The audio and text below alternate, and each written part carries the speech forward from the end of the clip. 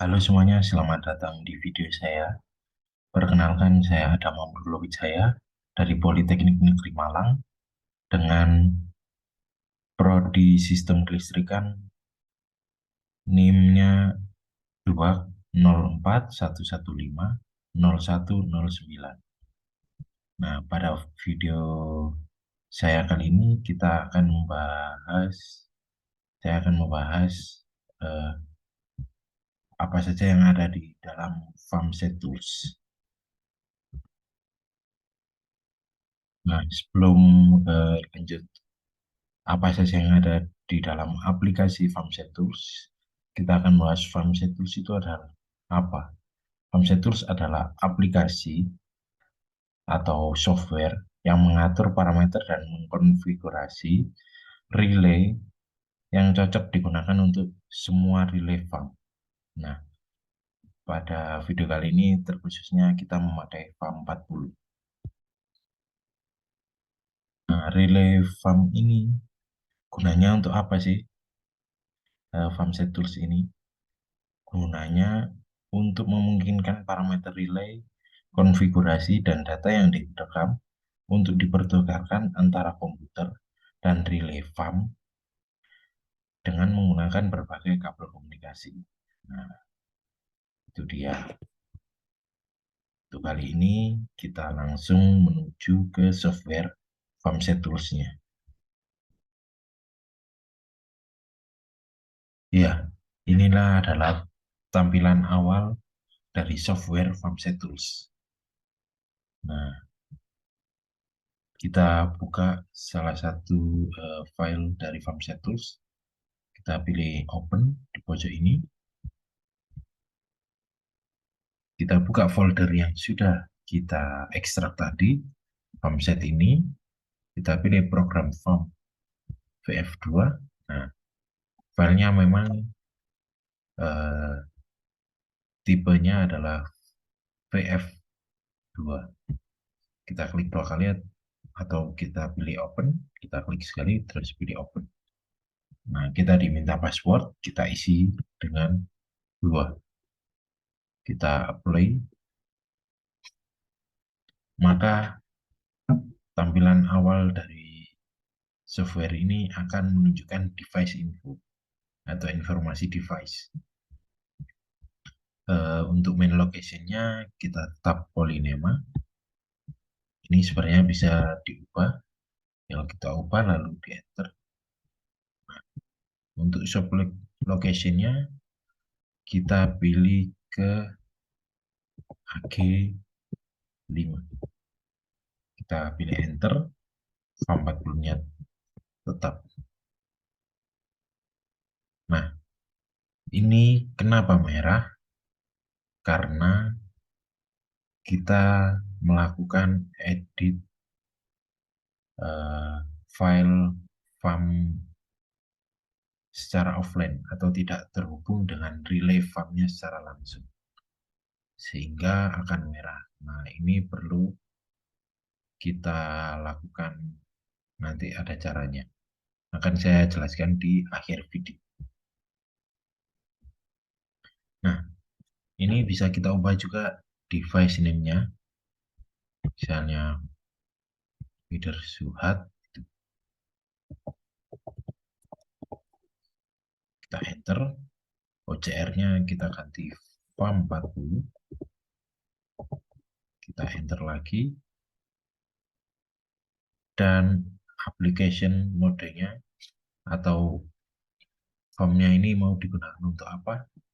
Bisa kita pilih motor atau feeder. Nah, kita pilih feeder aja. Kita ganti feeder. Oke. Nah, untuk waktunya ini sebenarnya bisa kita ubah. Nah, ini karena sekarang 2023 sudah. Ini bisa diubah juga bulannya. Kita di bulan 3. Dan tanggal, kita pilih tanggal 5 aja. Kita enter. Maka date atau waktu atau tanggalnya bisa berubah. time of day-nya juga bisa kita ubah. Tergantung waktu sekarang berapa. Ini juga ada beberapa pilihan yaitu display brightness atau kecerahan, display scroll time, detail measurement, dan lain-lain. Bisa kita ubah. Change password, passwordnya bisa kita ubah. Nah, selanjutnya pada menu-menu yang di samping, ini ada beberapa menu yang akan saya sampaikan nantinya. Yang menu selanjutnya adalah measure atau pengukuran. Nah, pada FarmSet Tools ini, jika terhubung dengan relay farm-nya langsung, maka akan menunjukkan pengukuran-pengukuran yang ada di sini, yaitu arus fasa R, arus fasa S, arus fasa T. Ini ada 1, 2, 3 RST, dan juga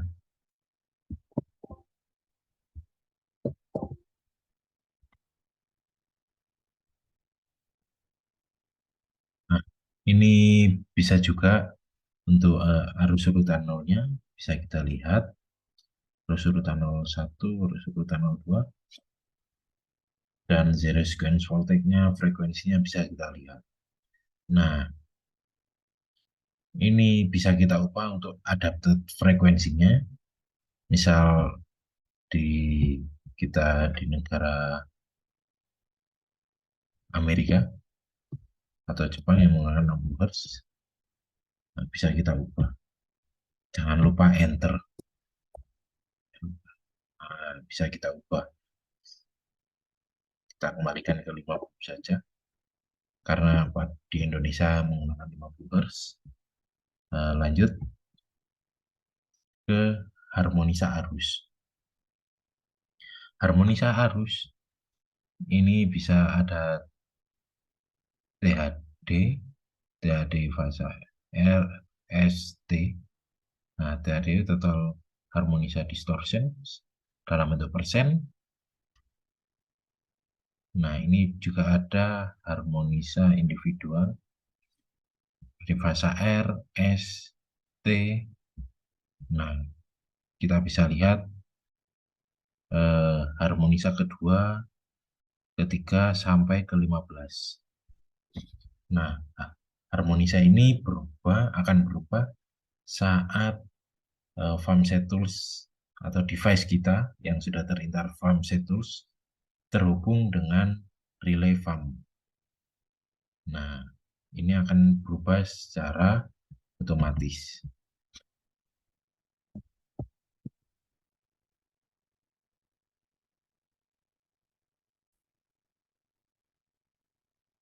Nah, setelah membahas harmonik individual harmonik arus perpasanya, kita berganti ke diagram fasornya.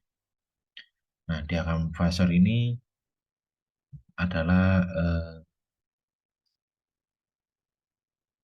bisa menunjukkan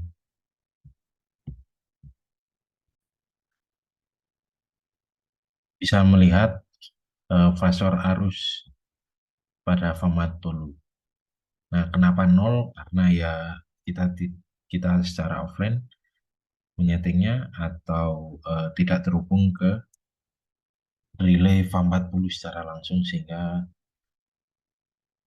terindikasi 0. Nah, ini sebenarnya nanti misal ada yang ke 180 dan lain-lain. Nah, 100 ke 120 ke 240 dan lain-lain. Nah, di fasor arus pada fasor arus diagram ini kita bisa melihat ini bebannya seimbang atau tidak seimbang. Nah, selanjutnya kita bisa melihat arus arus nolnya atau arus yang mengalir ke netral. Yang identik biasanya arusnya mengalir di netralnya. Kita bisa melihat di sini dan juga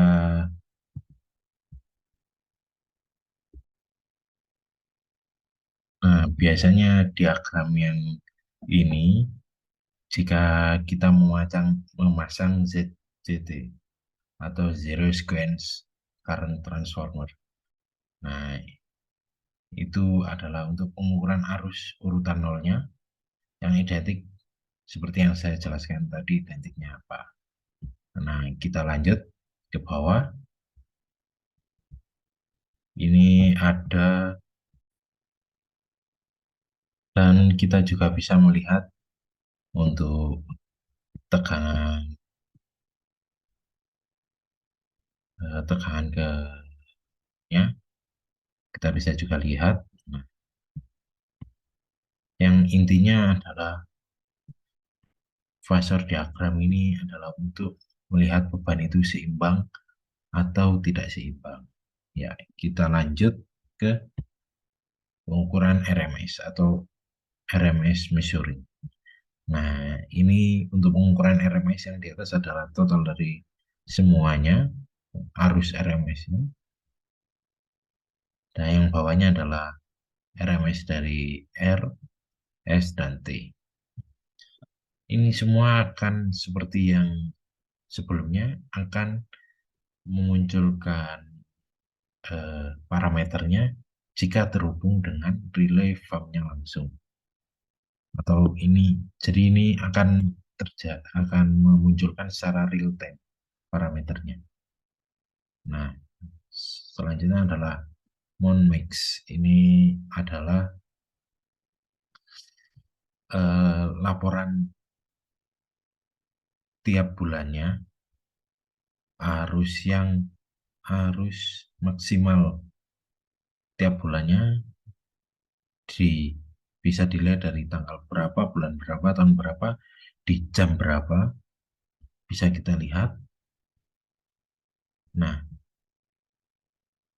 bisa kita lihat semuanya, RST, IO Max, IO2 Max di bulan Januari, Februari, Maret, dan lain-lain. Bisa kita lihat pada Januari arus max-nya adalah 3, sedangkan pada bulan Juli arus max-nya 7. Jadi ini bisa berubah-ubah. Nah, ini akan dilaporkan eh, dari relay farm ke software FarmSet Tools jika dihubungkan secara real time atau dihubungkan ke device dan akan menampilkan secara real time. Nah, untuk selanjutnya adalah, selanjutnya saya akan ke menu overcurrent stage. Nah, pada overcurrent stage ini ada overcurrent stage 1, stage 2, dan stage 3. Nah, kenapa ini 50/51? Ini adalah kode dari pengaman OCR atau overcurrent relay. Nah, untuk menghidupkan overcurrent relay, kita perlu mencentang enable for ini. Nah, ini jadi overcurrent-nya aktif. Nah, pada ini, pada parameter ini bisa diganti-ganti. Nah, kenapa ada grup 1 dan grup 2? Untuk grup 1, kita misalkan untuk beban puncak, dan grup 2 untuk beban yang bukan beban puncak. Jadi pada grup 1, pick up settingnya bisa kita ubah. Nah, pick up setting ini maksimal dari arusnya. Nah, pada pick up setting ini kita bisa memasukkan parameter arus yang akan digunakan pada relay OCR. Nah, kita bisa masukkan di sini, dan delay curve time-nya kita bisa memilih beberapa, atau ada DT, YY, dan lain-lain. DT ini ya definite time. Nah, definite time. Nah, kita pilih IEC. IEC ini ada inverse-nya. Nah, pada inverse ini delay tipenya ini bisa kita pilih normal inverse, very inverse, extreme inverse, dan lain-lain. Kita pilih normal inverse saja.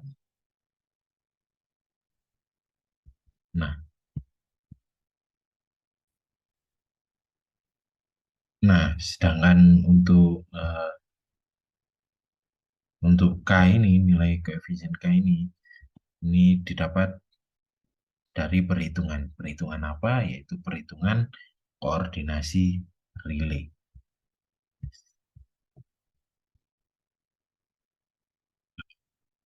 Karena ada beberapa stage, ada stage 2 dan stage 3. Nah, ini tidak ada pilihannya inverse-nya, hanya ada definite time dan pickup setting-nya saja. Jadi kita hanya bisa mengubah dua parameter yang ada di sini. Nah, ini gunanya untuk apa?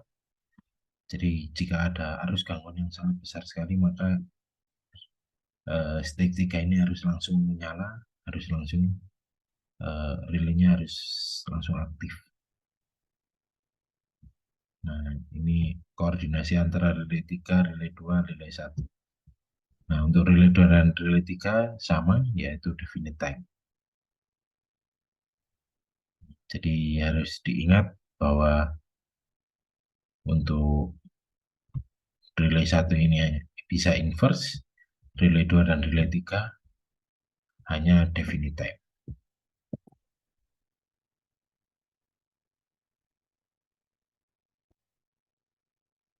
Nah, yang kedua juga yang selanjutnya ada undercurrent stage. Nah, ini jika ingin dihidupkan, semuanya harus dicentang dahulu. Undercurrent stage itu untuk apa? Jika tiba-tiba ban itu terlepas, maka akan terjadi drop arus yang sangat signifikan, sehingga untuk beberapa aplikasi tertentu harus ada relaynya undercurrent stage agar tidak membahayakan. Yang selanjutnya adalah unbalanced stage. Unbalanced stage ini adalah untuk perlindungan arus unbalance atau arus tidak seimbang. Nah, ini bisa disetting operation delay-nya dan backup setting-nya.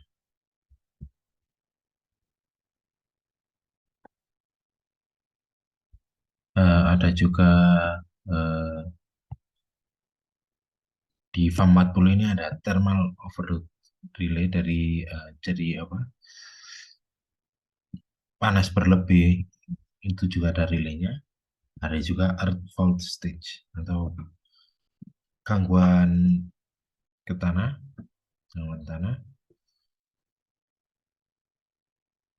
Ini ada stage 1, 2, 3, dan 4. Ada juga directional earth fault. Jadi ini biasanya pada Jawa Timur dibutuhkan atau biasanya dinamakan DGR, Directional Ground Relay.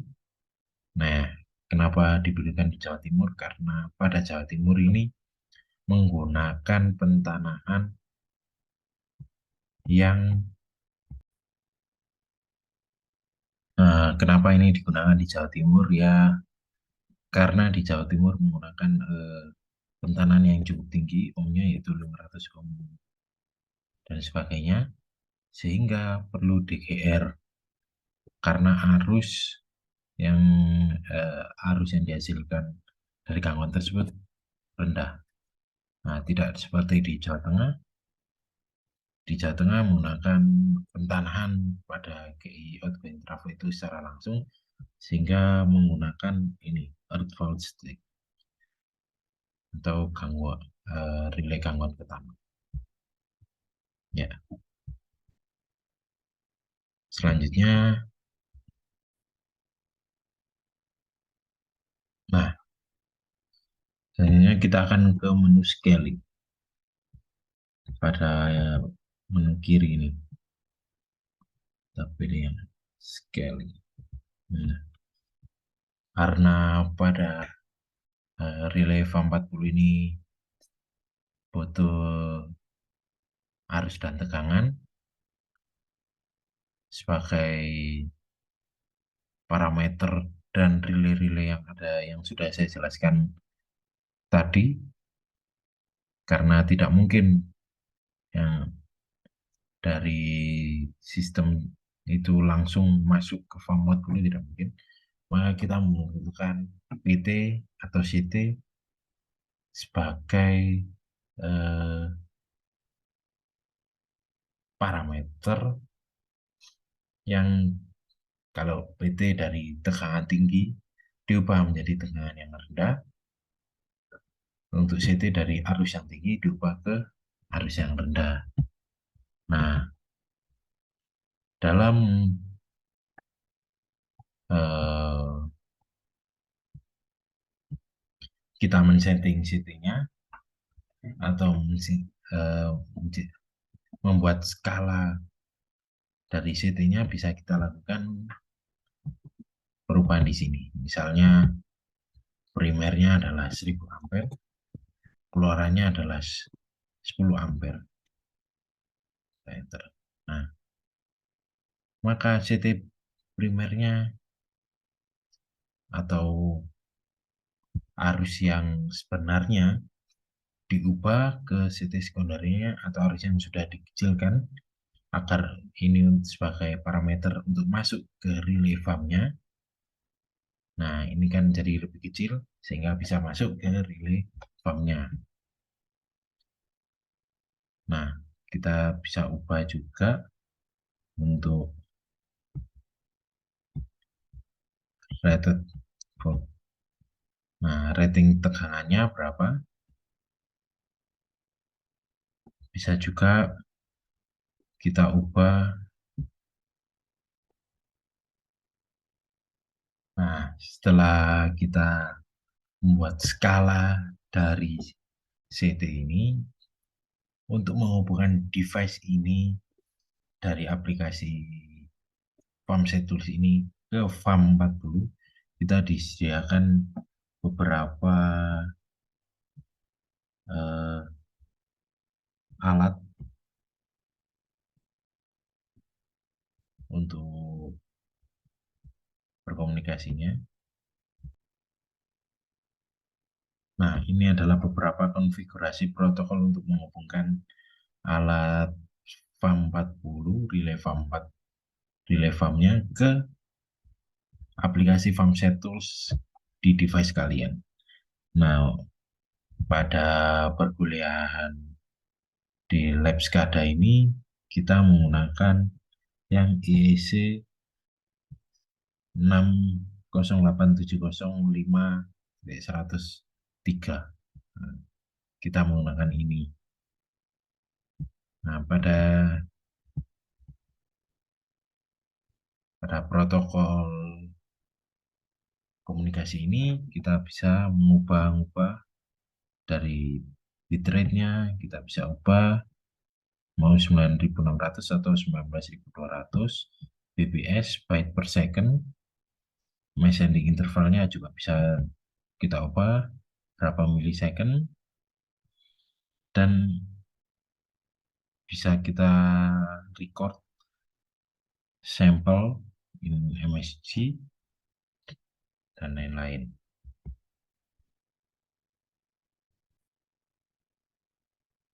Nah,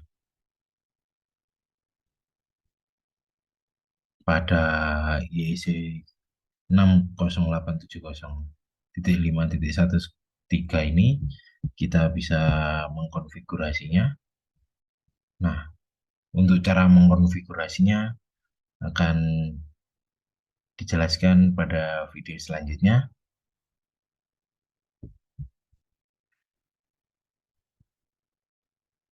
Sekian tutorial atau apa saja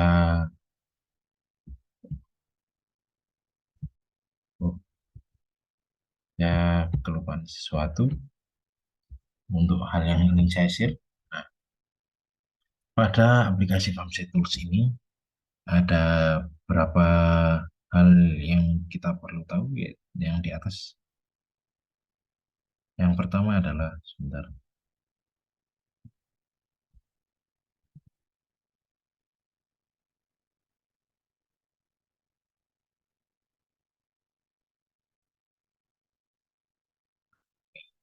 bisa write all setting to device. Jadi semua, jika kita seperti pergantian relay farm atau dan lain-lain, jika datanya sudah ada di device kita dan ingin eh, pengaturan atau parameter yang sudah kita lakukan itu langsung tersetting di relay farmnya itu, kita bisa memakai ini write all setting to device. Nah, ini jadi menuliskan semua setting ke device relay farmnya itu. Jika kita hanya beberapa yang kita ganti, bisa write current view to device, ini bisa lebih menghemat waktu. Tapi ini hanya beberapa parameter yang terbaca. Lah, jika kita mengubah hanya satu atau dua parameter atau tiga parameter yang ada pada Farmset Tools, pada software Farmset Tools ini, dan ingin kita upload ke relay farm 40-nya, kita bisa write change to device.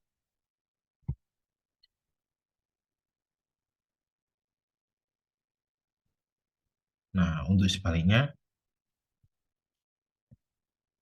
jika kita dari relay farm-nya ingin ke device, ingin ke aplikasi Farmset Tools-nya, bisa kita klik refresh current view from device. Jadi view jadi tampilan dari Farm 40-nya bisa kita masukkan ke device kita. Atau read all setting from device. Jadi ini untuk membaca setting dari Farm 40 yang sudah ada, membaca settingnya di device kita. Jadi kita tidak perlu menyeting ulang. Jika ingin pergantian, misalnya kita ingin pergantian relay farm, kita bisa ngeklik ini read all setting from device. Relay farmnya diganti, lalu kita bisa mengeklik write all setting to device. Jadi seperti device kita ini seperti penyimpanan sementara untuk setting dari relay farmnya.